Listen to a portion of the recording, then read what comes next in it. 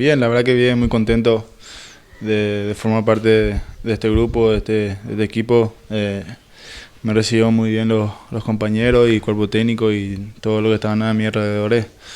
Hoy tuve mi primera práctica con el equipo, con el grupo. Al principio no conocía bien lo que era el fútbol de Dinamarca, ¿verdad?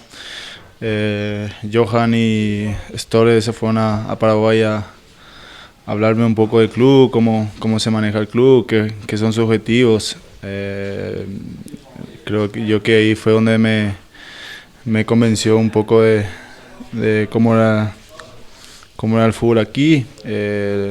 Luego consulté con la familia a ver qué le parecía y ellos estaban totalmente de acuerdo y gracias por el apoyo que tuve de ellos pude venir aquí. Contento, la verdad que muy orgulloso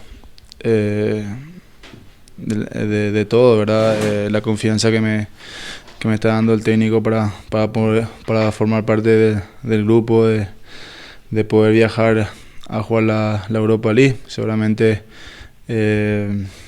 estaré expectante a ver si es que juego o no juego, pero igual trataremos de poder sacar un buen resultado para poder jugarlo acá en casa.